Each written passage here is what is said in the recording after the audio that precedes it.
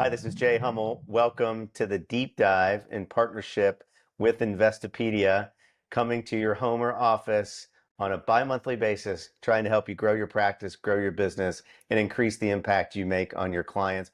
We've gotten a lot of questions since we started the show about not only how do you impact clients, but how do you run a business in the financial services space? There's a lot of uncertainty in the world. There's private equity deals going on all over the place. There's succession issues. You're an advisor or you're a leader sitting in the chair trying to figure out how to lead your employees. And I'm so excited to have one of our first repeat guests back onto the show, David Peacock, CEO of MP&A out of Dallas, Texas. David, thanks for coming back on the show. Thanks for having me, Jay. I appreciate it. Look forward to the dialogue. Well, in case people haven't seen the first episode you were on, David, can you just tell them just briefly about you and about your firm? Yeah, so we focus on the high net worth and ultra high net worth in Dallas. We have about $1.3 billion for about 250 families under management. The way we got here was my partner and I founded this practice 9 years ago, but we were close friends and have been close friends for 30 years when we were at a previous shop. And when we launched our firm, 9 years ago, we were really had a vision for a practice that was focusing on the high net worth and the ultra high net worth space, and doing it in a way that we were going to be independent from any type of corporate agenda or any particular product. And so we're excited to be in the position that we're in, but it's a function of a lot of decisions and a lot of design work that I know we're going to get into today. Yeah, I think one of those things, and we'll just hop right into it. When you and I we were together a couple months ago, you were talking a lot about how you were thinking about being a founder, being a leader of the firm, and how founders and leaders who end up in your seat have to think about the future. What are some of the things you're trying to tackle as you become a better leader of the firm and how you think about leading your employees? Founders are a different breed.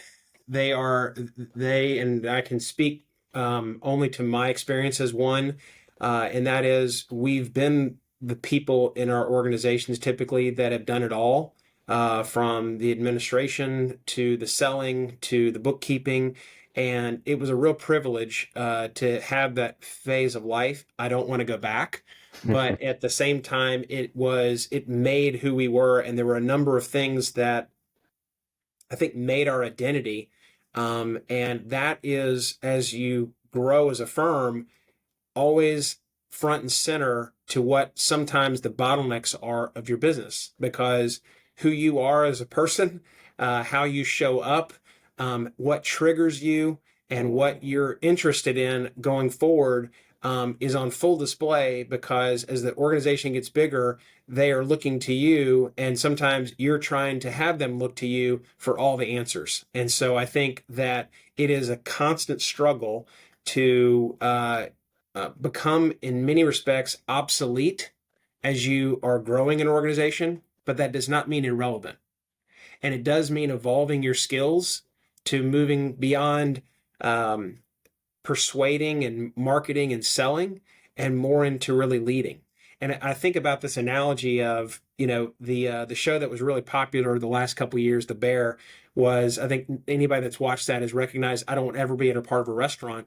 Well, if you think about literally some of the things that we do in the financial advisory space, it's like, okay, great. At the beginning phases of your career, you know how to cook. Does that qualify you to run a restaurant? And cooking for multiple people requires a lot of different skill sets. And the leaders that I'm finding that are the most effective are really questioning, how do I take the love of cooking and I continue to want to give a great experience, but I know that I am limited in my skill set to deliver that experience. And I think many of us that started businesses are at a stage where our businesses are much bigger now. There are a lot that's higher stakes. We have clients depending upon us, and we want to continue to do the best thing we can for them. But a lot of times, if the founders are not examining who they are, what they are, and a lot of the what I'll call upstream work on what their identity is, then you're going to find that there's a lot of things that are unnecessarily holding the business back.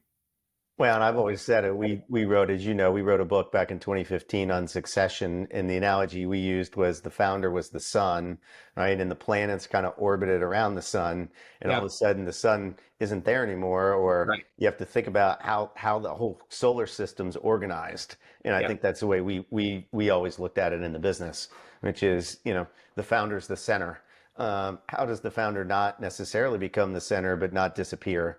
yeah, And have the planets kind of all of a sudden right, just randomly go off right, into the galaxy, which is a huge problem. As you right. think about, as you think about certain things relative to that, right? Sitting in your seat as a leader, culture. Hmm. We've done a number of episodes that we're working on as it relates to culture. We get a lot of culture questions, which I think is the most important thing because at the end of the day, whether you and I run a financial services business, we're running a consulting business. We just happen to give financial advice to people, Right. but we're consulting and it's a people business. How are you thinking about just something as simple as I get a lot of questions about work from home? How are you thinking about work from home, semi work from home?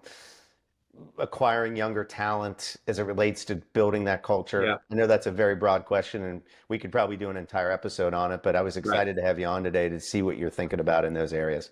So, since the pandemic, we obviously have all become much more familiar with work from home and flexibility. And I think it moves beyond just a generational thing. I think it really is something that is for the betterment for all of us, whether that's clients, whether that's for the employees, whether that's for overall the industry in general.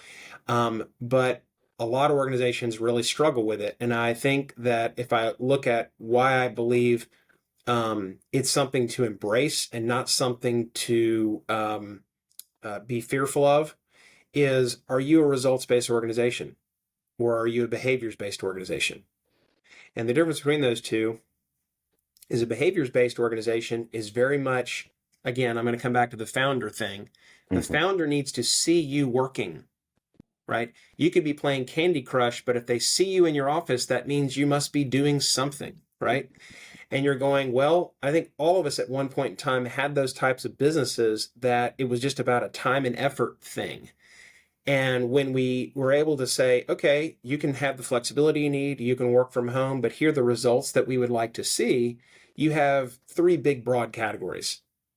You have operations people, which have far more task level opportunities to just continue to go through their day, and they make sure that all the trains are running on time, money's moved, all the things are executed. A little easier to actually track. Then you have advisors, and you're saying, well, advising, it is about doing an effective job of keeping clients, adding clients, having clients expand, refer to us. And you're going, is that happening or is it not happening? Where that's happening, as long as the client is getting the experience that we collectively as a firm want to deliver to them, and the advisor is in a good headspace, they don't feel burned out, they feel like they're at their best, then we as an organization are going to receive the results that ultimately still deliver the client experience we want to give. So that's one. When it comes to leadership and when it comes to more softer things related to the development of our team, now you're getting into more of the knowledge work related to what are we really trying to be here? What are we trying to develop from our team? What are when we bring in people as in our firm, we have people in their 50s, their 40s, their 30s, and their 20s. And every single one of those people have a different relationship to work, what it Hmm. means to them, what their boundaries are related to work. And I believe that we have done a very good job of embracing all those generations form of work, largely because of the leader we have as a COO at our firm, and she's just done a phenomenal job of helping us understand really what people are trying to accomplish in their jobs and what do they need to have to actually feel good about their jobs. But we as founders or anybody in leadership needs to understand, is it about the results? And if you're getting the results that you want and you need, then do you really care if they're working from home? Do you really care if there's flexibility? Do you really care that that's the case? And sadly, the answer is yes, they do care. And most would like to not believe that they're a behavior based organization, but many of us act and behave in a way that says, no, I care what it looks like. and you're going, So I think the first step is, are you a results-based organization? We have Well, and thankfully become a and results-based I organization. think argue, and I'll be one of the first believers. I grew up at Deloitte at a Big Four accounting firm, as you know, and you worked extremely hard. You had type A people, but the development track that you grew up in was you were side by side with the partners, Hmm. right? And so a lot of it happened unintentionally, but you got developed because a partner would grab you and take you to a meeting, Right, right? They would, and you'd sit there and you'd learn, or they'd right. see you and they'd grab you and they'd say, "Hey, Hummel, let's go talk about this, or let's talk about that."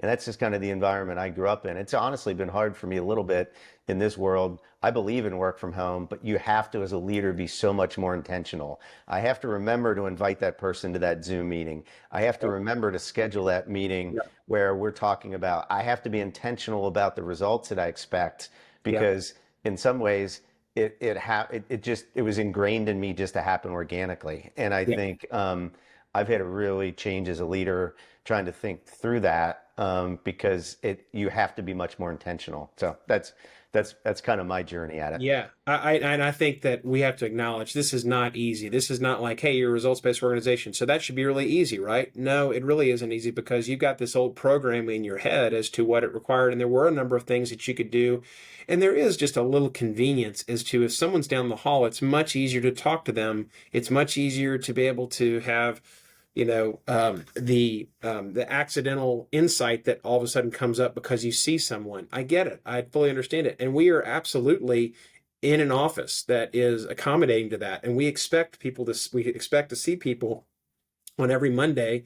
Our COO runs what she calls a Monday morning magic, and everything that is going on in the business is talked about, and the team is seeing each other, and we're laughing, we're experiencing each other, and that really helps. And so it's not like every day has a work from home. I understand that the downsides of that, but I think that we need to be careful when we are depending upon just reacting and being down the hall from each other. And there's a freedom that comes from being more intentional Hmm. because most of us are being yanked from thing to thing, from Twitter to social media to our email boxes, and most of us are not doing it in a very intentional way. And I think that if you, again, you're wanting results, if you want to grow, then you have to become more questioning of what am I doing every day, and is that really leading me to the areas that I want to see in the growth of growth of myself as well as the growth of this business. That's exactly right. And this leads into a little bit of you, you, you and your partners have built a firm that's very successful by many metrics.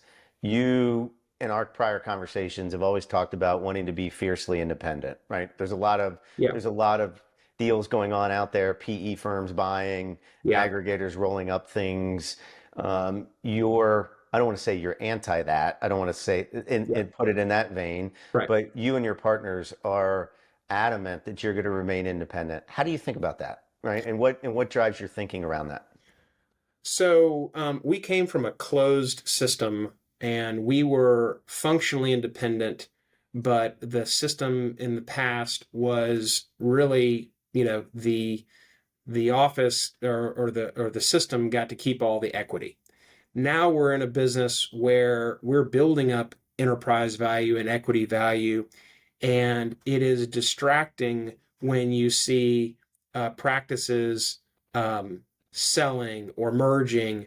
And it's not that they're wrong to do it, it just does make you question, what are we building here and why are we building this? Hmm. And there's virtually nothing that we have as a part of our initiatives that we would sit here and say it's got to turn around in 90 days. I think I would cut half of the things that we're working on that are on our roadmap if it had to generate a result in 90 days or 120 days. Yeah. So if you're building a firm that's enduring, you're looking more towards long term, and I mean long term, and that really does allow you the capacity to let younger people on through internships into your business. It allows you to develop people where they don't have to have a shot clock that this needs to be done immediately. and you're in a position where you can continue to grow the firm the way you want to be able to grow the firm without a corporate agenda that's pushing you. However, you look at it and say, as a firm, we always want to be mindful of, um, does a sale make our business deliver more value to our clients? If the answer is yes, then we would consider it. We haven't Right. seen that yet. Does a merger allow us to deliver more value to our clients, our employees? Does it provide a longer term value where we can continue to grow the business? It just happens to be with a much larger firm. Well, if it does, then absolutely consider it. But I'd say if those two things are your objective of why you're starting off the business in the first place, it really makes it difficult to make any enduring decisions, because it does put a different timetable on some of your expectations. And I think that what we've seen so far have been the reality of people did not address their succession issues. The the supply and demand limited what was available. So therefore, equity partners are coming in and they're adding value where they need to be able to add value. But I would say go back to what I said before, which is a lot of these organizations that we run were behavior based and feeling based and Hmm. instinct based. And if Yep. you look at the core of anybody that's going to merge or be acquired, what they're really getting to is results based, data based, and overall, are we generating a more enduring and lasting business? Well, here's the deal. You, as people who, anybody that's listening that does not have a capital partner, you too can have a results based, data based business that's not feeling based and behavior based. And if you do that, well, then you've already removed a big chunk of why a merger or a sale is going to add any real value to your firm. But there's a real reason why most firms don't get there, and that is, um, feedback is hard. Managing people is hard. It is not something that most founders, at least in our case, were skilled up to do. But that doesn't mean that we can't attract people to an organization that allow us to help. No, I couldn't agree more. And the last question, David, as you know, as a prior guest, as I always ask every guest, is what's the one thing that you're thinking about today, that you're reading, that you're seeing in our industry, that you think people aren't paying enough attention to? One of the areas that I think is particularly interesting is this concept around values. Um, we went from this place where it was about really market analysis and do I have the right approach towards my investments. Then it moved more towards, hey, let's do this thing called financial planning and let's show some data excuse me, some planning software to show a gap that exists. And you're going, what are your goals? What are your goals? And you talk to somebody, especially a high achiever, and you'd say, when are you going to retire? Even the words retire trigger people in a very negative way. You And and you I see are some of, never doing that. So that's why I'm well, laughing. you look at Arthur Brooks's work, Strength to Strength, and you recognize, and there's an entire industry around this. Chip Conley is talking about I think it's the Modern Elder Academy, and you've got Michael Rohr doing this, or Michael Clinton doing the same thing with Rohr. You have this entire industry that's building up towards taking mainly boom generation people and saying retirement's a con, but that doesn't mean that you want to continue to keep doing what you're doing right now, That's right. right? It just means you want to rewire and put in a position where you're taking what Arthur Brooks talks about as crystallized intelligence and putting it to use. And we get it. No one wants to have a monster commute every day. No one wants to be underappreciated, undervalued, be in a behavior based business, not a results based business. No one wants to be suppressed all day long. And I get it how you would want to retire from that. But if you really have the ability to, um, by design, create a different life, well, then you have different phases of your life that you can move into. Well, I think the way that we've talked about it in the industry is we want to be more values based. And I get it. Values based is awesome. We at MPA have values. I personally have values, but I'd say that there is a limit to those values because um, when someone spends a lot of money and they spend a lot of money and they go and buy vacation homes and they'd say, well, I'm doing it because family is one of my core values. Yes, but running out of money, where does that fall in your values? Well, In the I'm doing value it for my system. family, right?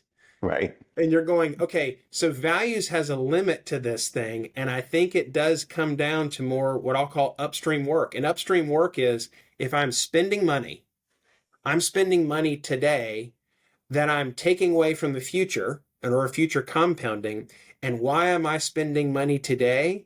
Well, my guess is there might be some related to I've always wanted a second house. My family never had a second house. I'm going to get a second house. And by God, that's what I'm going to do. Like, as Yep. an example of upstream. Well, why is that important to you? And you keep going through it, and it's more therapy than it is anything else. So I don't think that we're going to turn into therapists in this profession, but I do think that the conversation is pivoting more towards less away from retirement goals and education goals, which are not at all wrong, but I think it is moving more towards values based. But even when we move to more values based, we're still going to have the hard work of saying, but are the clients actually behaving in a way that is consistent with what they came in originally to do, which was, oh, by the way, they want to get results too. They That's want exactly right. returns and they want to live the life they want to live. So That's it's exactly results right. based all the way around. Well, man, I love it. Well, you and I could do this forever. Unfortunately, we're out of time today, but David, thank you so much for being here. And again, you're one of the first repeat attendees. I hope you're willing to come on and hang with us again in the future. I could talk a lot about these topics, and I have more to say, but I certainly would understand if no one really wanted to listen to it. The reason why I do these is because we've done a lot of good things for clients, and I know there are a number of RIA firms out there and other financial advice segments that their stories are not being told, and I want to continue to share the MPA story because you never know who the collaborators are, whether that be people that could help us or we could help them. And I look at this as saying, if we can get out and tell our story more and get better at telling our story, then I think it could support a better industry. And I'm just thankful for the opportunity on Deep Dive to do it with you. And so thank you for that. Appreciate it. Well, thanks, Dave. I really appreciate it. Thanks to everybody for checking it out. Visit our partner, Investopedia.com. Appreciate their partnership on this show, and we'll see you next time on the Deep Dive.